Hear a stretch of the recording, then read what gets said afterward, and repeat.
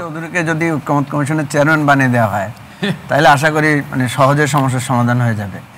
এখন যে কথাটা আমি বলতে চেয়েছিলাম আগে, সেই কথাটা, কারণ আপনি তো সময় কম দেন, গণ অভ্যুত্থান আর সেনা অভ্যুত্থানের মধ্যে পার্থক্যটা কি?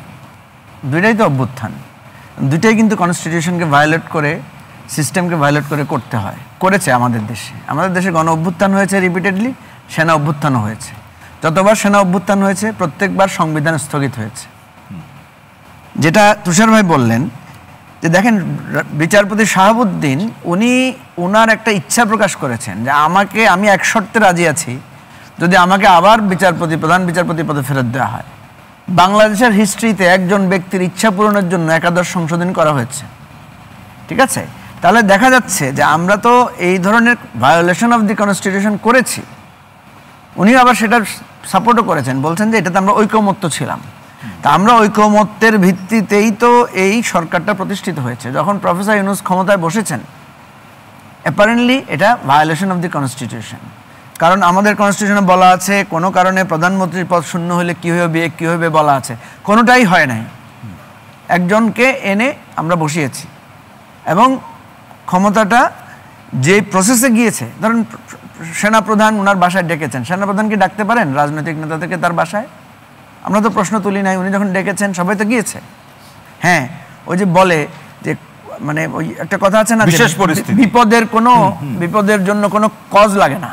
তাহলে আমরা তো বলছি যে উনি যখন ডেকেছেন সবাই তো দৌড়ে গিয়েছেন। অতএব আমরা যখনই একটা পরিস্থিতি হয় আমরা আবার সংবিধানে ফিরে যাই, আমরা সবাই সংবিধান করি।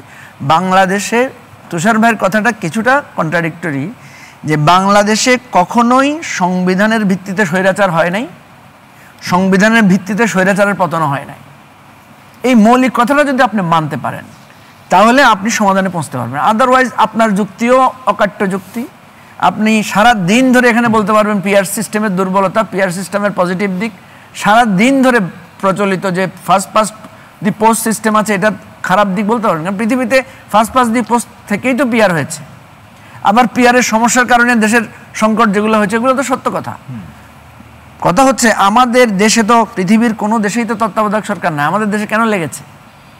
আমরা যখন আলোচনা করি তখন কানাডার উদাহরণ দেয়, সিঙ্গাপুরের উদাহরণ দেয়, নেপালের ভাই উদাহরণ দিয়ে তো লাভ নাই, এটা আপনার দেশ, এটা আলাদা ধরনের দেশ। তো সুতরাং এখানে আমাদেরকে বুঝতে হবে যখন আলোচনা করব তখন আমাদের বাস্তবতা আর আমাদের যে তাত্ত্বিক জায়গাটা যেটা মিলিয়ে করতে হবে। এখন আসেন সমাধানের জায়গায়।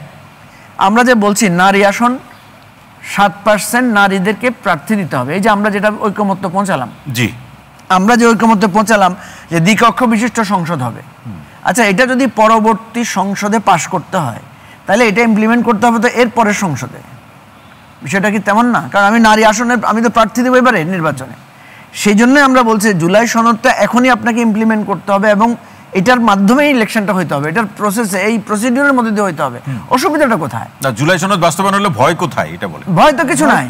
আমি যেটা বলছি সেটা হচ্ছে যে আপনার যার সমর্থন বেশি আছে তিনি তো বেশি পাবেন, অসুবিধা নাই। দেখেন একই ইলেকশন চাচ্ছেন আপনি, বলছেন জনগণের কাছে তো গণভোটও তো একটা ভোট, গণপরিষদও একটা ভোট, আবার আমাদের যে সিস্টেম আছে এটাও ভোট। তো সত্য কথা এই ভোটে আসে না, এই ভোটে আসে না কেন? কারণ বিএনপি গণভোটে গেলে বিএনপির 40%-এর বেশি ভোট নাই, তাহলে 60% তার অপোজিটে, সুতরাং গণভোট সে চাইবে না। আবার যখন পিআর সিস্টেমে যাবে, পিআর সিস্টেমে দেখা যাবে বিএনপি 140 সিটের বেশি পাবে না, সরকার গঠন করতে পারবে না, ঠিক আছে? আবার জামাত পিআরের পক্ষে কেন, ওরা পক্ষে কেন? কারণ ওরা জানে আপনি যখন জরিপ দেখেছেন না, সবাই দেখবেন ওনারা ভোট পেয়েছে 10%, ওনাদের 12% বা 17%। তো আপনি প্রত্যেক আসনে যদি আপনি 10% পান আর বিএনপি যদি 17% পায়, প্রত্যেক আসনে তো বিএনপি জিতবে। এখন কথা হচ্ছে এই জায়গাটা আপনাকে মনে রাখতে হবে যে আপনি যখন আপনার পক্ষে হচ্ছে আপনি একদিকে বলছেন, আপনাকে মনে রাখতে হবে গণতন্ত্র মানে হচ্ছে আপনার পক্ষও দেখতে হবে অপর পক্ষও দেখতে হবে। শেখ হাসিনা এটা দেখে নাই বলেই, ইভেন শেখ হাসিনা শেষ পর্যন্ত জাসদ জাতীয় পার্টিকে পর্যন্ত সে বঞ্চিত করেছে তাদের জায়গায়। আপনি তো দেখেন ইয়াকে জিততে দেয় নাই, হাসানুল্লাহ ইনুকে জিততে দেয় নাই, রাশেদ খান মেননের কি অবস্থা হয়েছে। এটাই নিয়ম। আপনি যখন ওই যে অ্যাবসলিউটলি আপনি ক্ষমতা ভোগ করতে যাবেন তখন আস্তে আস্তে আপনি একেবারে একচ্ছত্র পারিবারিক তন্ত্র, রাজতন্ত্রে পরিণত হবেন। সেই জন্য আমি অনুরোধ করছি প্লিজ আপনাদের মাধ্যমে যে এই যুক্তি তর্ক থামান, রাষ্ট্রটাকে যাওয়ার জন্য সংবিধান আপনাদের কোন জায়গায়, আপনাদের যেরকম তত্ত্বাবধায়ক ওই যে একজন বিচারপতিকে আবার সিঙ্গারা খাওয়ানোর জন্য সুপ্রিম কোর্টে পাঠাইছেন, উনি সুপ্রিম কোর্টে গিয়ে প্রথম সিঙ্গারা খেয়ে বলছে অনেকদিন খাইতে পারি না সিঙ্গারা, আজকে প্রথম সিঙ্গারা খাইলাম, কারণ উনি তো রাষ্ট্রপতি অবস্থায়, ওনার ওখানে খাবার রেস্ট্রিকশন ছিল, এটা নিয়ে পত্রিকায় লেখাও হয়েছে। শাহাবুদ্দিন সাহেব প্রথম সুপ্রিম কোর্টে যায় বলছে আগে সিঙ্গারা নিয়ে আসো, অনেকদিন সুপ্রিম কোর্টের সিঙ্গারা খায় না। এখন কথা হচ্ছে এটার জন্য তো আপনি একাদশ সংশোধনী করেছেন, কেউ তো এটা নিয়ে প্রশ্ন তোলে না। সুতরাং রাষ্ট্রের জনগণের উইল হচ্ছে সবচেয়ে বড় সংবিধান। আসেন আমরা এই জুলাই সনদ যেটা হয়েছে এটাকে এখনই বাস্তবায়নের জন্য কি কি করা যায়, আইনজীবীদের বিভিন্ন বিশেষজ্ঞদের মতামত নেওয়া হচ্ছে, সেই মতামত নিয়ে এটাকে বাস্তবায়ন করে ইলেকশনে যায়।